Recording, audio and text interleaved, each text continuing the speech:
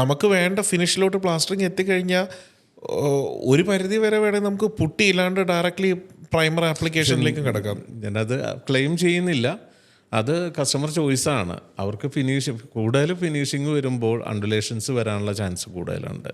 അപ്പോൾ ഒരു medium finish direct paint apply ചെയ്യുന്ന ആൾക്കാരുണ്ട്, പലരും പ്രൊഡക്റ്റ് അങ്ങനെ യൂസ് ചെയ്തിട്ടുണ്ട്. അപ്പോൾ അത് കസ്റ്റമർ ചോയ്സായിട്ടാണ് നമ്മൾ കൊടുക്കുന്നത്. ഇത് നമുക്കിപ്പോൾ ഉയർന്നു വരുന്ന ഒരു ടെക്നോളജിയാണ് ഈ പ്ലാസ്റ്ററിങ് മെഷീൻസ്. നമ്മൾ ഈ മെഷീനിലോട്ട് ഇത് ലോഡ് ചെയ്തിട്ട് നമ്മൾ ഒന്നെങ്കിൽ പ്രഷർ വെച്ചിട്ട് നമ്മൾ ചെയ്യുന്നതോ അല്ലെങ്കിൽ മെഷീൻ തന്നെ ഈവൻ ഫൈനൽ ഫിനിഷിങ്ങിലേക്ക് കൊണ്ടുപോകുന്നത് വരെ ഇന്ന് മാർക്കറ്റിൽ അവൈലബിൾ ആയിട്ടുള്ള ഒരു പ്രോഡക്റ്റ്സ് ആണ്. ഇതിൽ താങ്കൾ കണ്ടിട്ടുണ്ടോ ഇതിൻ്റെ യൂസേജോ അല്ലെങ്കിൽ യൂസ് ചെയ്യുന്നുണ്ടോ? തീർച്ചയായിട്ടും യൂസ് ചെയ്യുന്നുണ്ട്. ഞങ്ങൾ യൂസ് ചെയ്യുന്ന പല പ്രൊജക്ട്സിലും ഈ പ്ലാസ്റ്റിക്. ഇതിൽ രസകരമായിട്ടുള്ളൊരു കാര്യം എന്ന് വെച്ച് കഴിഞ്ഞാൽ ഇതിൻ്റെയൊക്കെ വീഡിയോസും പലരും കണ്ടിട്ട് പല ബിൽഡേഴ്സും, ഇപ്പോൾ കേരളത്തിലുള്ള പല ബിൽഡേഴ്സും ഈ പ്ലാസ്റ്റിക് മെഷീൻസ് വാങ്ങിച്ചിട്ട് എല്ലാവരും സ്റ്റക്കപ്പ് ആയിപ്പോയി. കാരണം എന്ന് വെച്ച് കഴിഞ്ഞാൽ ഇത് ഒരിക്കലും ട്രഡീഷണൽ രീതിയിലുള്ള മിക്സിട്ട് പമ്പ് ചെയ്യാൻ പറ്റുന്ന അല്ലെങ്കിൽ ആപ്ലിക്കേഷൻ ചെയ്യാൻ പറ്റുന്ന മെഷീൻസ് അല്ല.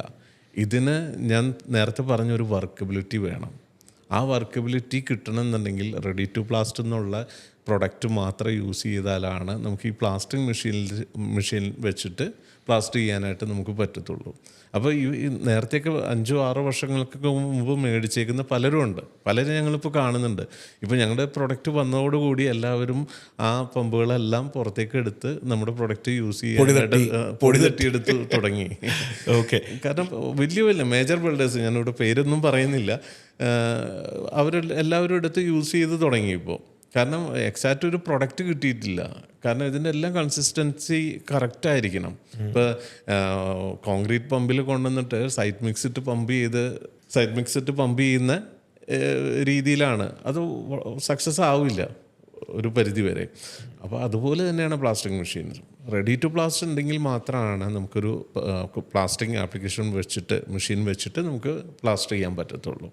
നമ്മൾ കാണുന്ന ഒരു ഫ്യൂച്ചർ എന്ന് പറഞ്ഞു കഴിഞ്ഞാൽ ശരിക്കും പറഞ്ഞാൽ ഒരു മെഷീൻ യൂസ് ചെയ്യുന്നതാണ്. അതായത് കംപ്ലീറ്റ്ലി ഈ പ്രോഡക്റ്റ് എന്ന് പറയുന്നത് മെഷീൻ ക്യൂറേറ്റഡ് ആയിട്ട്, ഒരു പ്രോസസ് ഡ്രിവൺ ആയിട്ട്, കൺട്രോൾ ഡ്രിവൺ ആയിട്ട് ഫൈനലി ചാക്കിൽ കൃത്യം മിക്സിൽ വരുന്ന ഒരു പ്രോഡക്റ്റ്. തീർച്ചയായിട്ടും ആ മിക്സിൽ വരുന്ന പ്രോഡക്റ്റ് ഒരു മെഷീനിലേക്ക് ലോഡ് ചെയ്ത് ഈ പറഞ്ഞ ഒരു 5 to 7 ലിറ്റേഴ്സ് വെള്ളം നമ്മൾ ആഡ് ചെയ്തിട്ട് പമ്പ് ചെയ്ത് മേസൺ അല്ലെങ്കിൽ ഒരു ഹ്യൂമൻ ഇന്റർവെൻഷൻ വരുന്നത് ആ ഒരു ഫിനിഷിങ്ങിന്റെ ലെവലിങ്ങിൽ മാത്രമാണ് വരുന്നത്.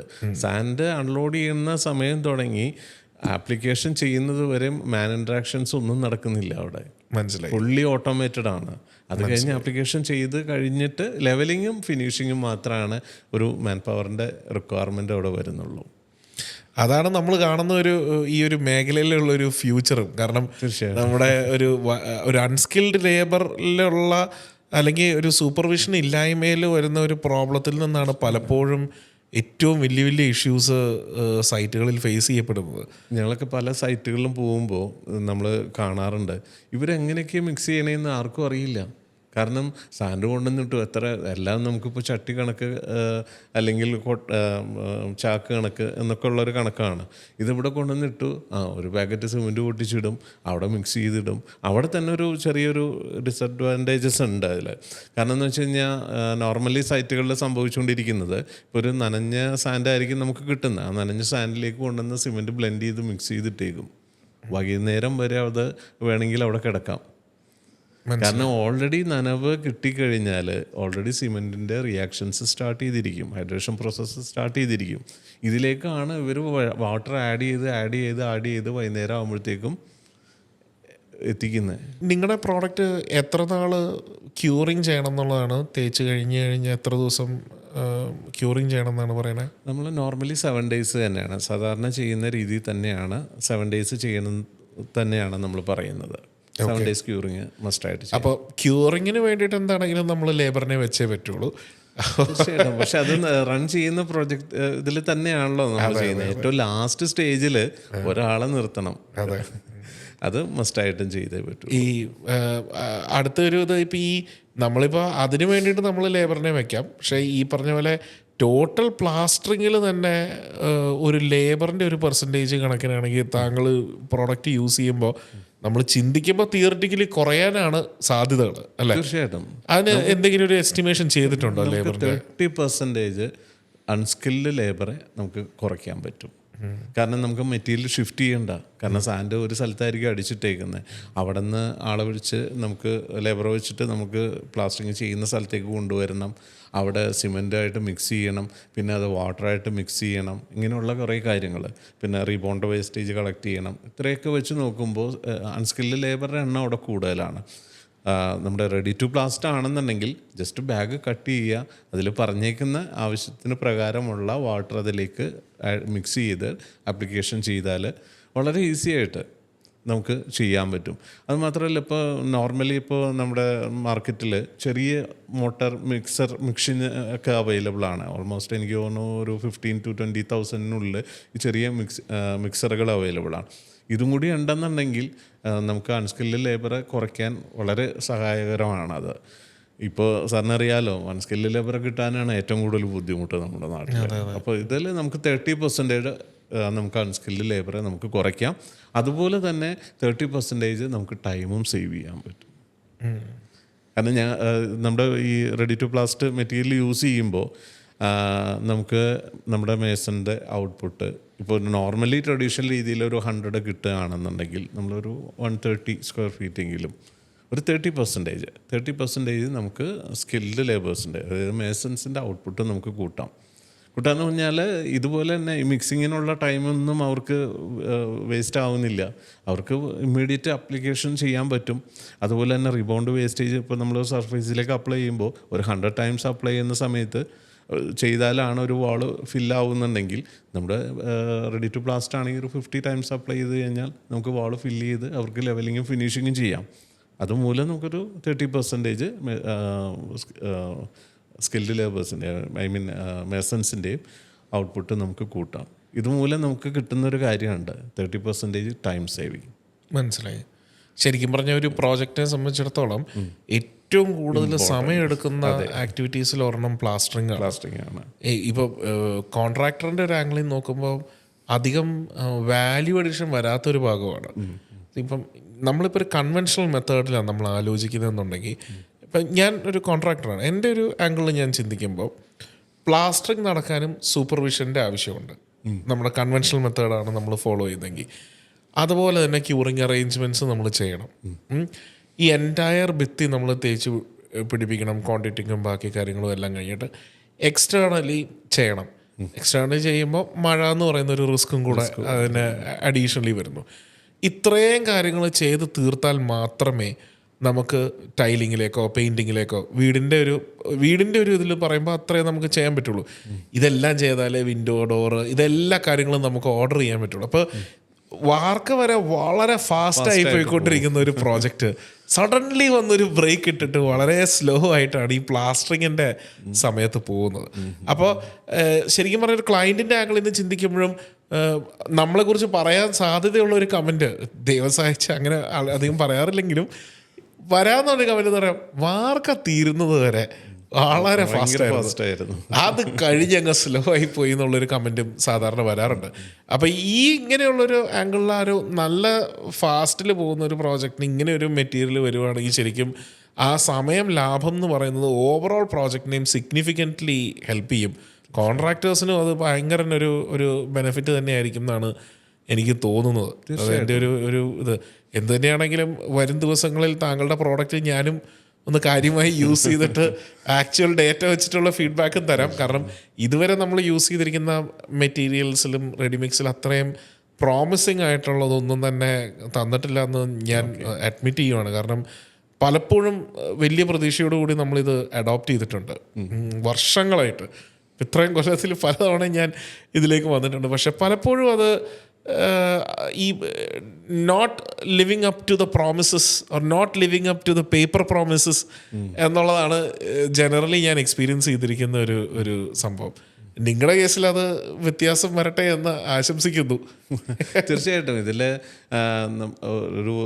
ഇതിലെ ഏറ്റവും പ്രധാനം എന്ന് പറഞ്ഞാൽ ഇതിലേക്ക് വേണ്ടിയിട്ടുള്ള റിസർച്ച് ചെയ്ത് എന്താണത് നമുക്ക് വേണ്ടത്, ആ വേണ്ടതിൽ നിന്നാണ് നമ്മൾ പ്രൊഡക്റ്റിലേക്ക് കൊണ്ടുവരുന്നേക്കുന്നത്. ഒരു പ്രൊഡക്റ്റ്, ഒരു പ്ലാസ്റ്റിക് മെറ്റീരിയൽ എങ്ങനെ ആയിരിക്കണം, എന്തൊക്കെ ഡിഫക്റ്റുകളാണ് അതിൽ വരിക, അതെങ്ങനെ ഓവർകം ചെയ്യാൻ പറ്റും, അതെങ്ങനെ നമുക്ക് പ്രൊഡക്ഷനിലേക്ക് എങ്ങനെ കൊണ്ടുവരാൻ പറ്റും, അതെങ്ങനെ ഒരു നല്ല ഒരു പ്ലാന്റിൽ പ്രൊഡ്യൂസ് ചെയ്യാൻ പറ്റും. ഇത്രയും കാര്യങ്ങൾ കറക്റ്റായാൽ മാത്രമാണ് നല്ലൊരു പ്രൊഡക്റ്റിലേക്ക് നമുക്ക് എത്തുള്ളൂ. അത് നമുക്ക് സാധ്യമായിട്ടുണ്ട് ഈ പ്രൊഡക്റ്റ് ഡെവലപ്മെൻറ്റിലൂടെ. കൺഗ്രാറ്റുലേഷൻസ്. നമുക്ക് ഇനിയൊരു ട്രെൻഡാണ്. ഇപ്പോൾ എനിക്ക് തോന്നുന്നു 20 വർഷം മുമ്പ് ആണെന്ന് തോന്നും കേരളത്തിൽ റെഡിമിക്സ് വന്നത്. വളരെ ബുദ്ധിമുട്ടായിരുന്നു സ്റ്റാർട്ടിങ് സ്റ്റേജിലൊക്കെ. പക്ഷേ ഒരു 2-3 ഇയേഴ്സ് മാത്രമേ എടുത്തുള്ളൂ ഇതിലേക്ക് എല്ലാവരും ഷിഫ്റ്റ് ആവാൻ. മാസമായിട്ടാണ് ചേഞ്ച്. ഇതും ഞങ്ങൾ അത് തന്നെയാണ് എക്സ്പെക്റ്റ് ചെയ്യുന്നത്. ഇനി ഒരു റെഡി ടു പ്ലാസിൻ്റെ കൺസെപ്റ്റാണ്. ഇനി നമുക്ക് മെറ്റീരിയൽ നോക്കി നടക്കേണ്ടയോ, അതിൻ്റെ ക്വാളിറ്റിയുടെ കാര്യങ്ങൾ, ഇത് ഇപ്പോൾ നല്ല ക്വാളിറ്റി ആണോ എനിക്ക് കിട്ടിയേക്കുന്ന സാധനം, ഇതൊന്നും നമുക്ക് എൻഷുർ ചെയ്യാനായിട്ട് യാതൊരു സംവിധാനങ്ങളും ഇപ്പോഴില്ല. ഇനി ചെയ്യാനും ബുദ്ധിമുട്ടാണ്. ഒരു കസ്റ്റമറെ സംബന്ധിച്ച് ഇത്രയും എക്യുപ്മെൻറ്റ്സ് ഒക്കെ മേടിക്കുക എന്ന് പറഞ്ഞു കഴിഞ്ഞാൽ വീട് പണിയുന്ന അത്രയും തന്നെ കോസ്റ്റ് വരും, ഇത്ര എക്യുപ്മെൻറ്റ്സ് മേടിച്ച് വയ്ക്കുക എന്ന് പറയും. അപ്പോൾ അതൊക്കെ നമുക്ക് അതിനെക്കുറിച്ച് ഒരു കസ്റ്റമറും ബോധർ ചെയ്യേണ്ട കാര്യമില്ല. റെഡി ടു പ്ലാസ്റ്റ് മേടിക്കുക, അപ്ലൈ ചെയ്യുക, പിന്നെ അതിൻ്റെ എല്ലാ ഗ്യാരണ്ടീസും കമ്പനി കൊടുക്കുന്നുണ്ട്. ഇപ്പോൾ നമ്മൾ അപ്ലൈ ചെയ്ത് കഴിഞ്ഞിട്ട് അതിൻ്റെ ബോണ്ട് സ്ട്രെങ്ത് എത്രയാണ്, അല്ലെങ്കിൽ കംപ്രസീവ് സ്ട്രെങ്ത് എങ്ങനെയാണ്, വിത്ത് സർട്ടിഫൈഡ് ആയിട്ടുള്ള കാര്യങ്ങളാണ്, ഇൻക്ലൂഡിങ് ടെസ്റ്റ് സർട്ടിഫിക്കറ്റ് ഉൾപ്പെടെയുള്ള കാര്യങ്ങളാണ് കസ്റ്റമറിലേക്ക് കൊടുക്കുന്നത്.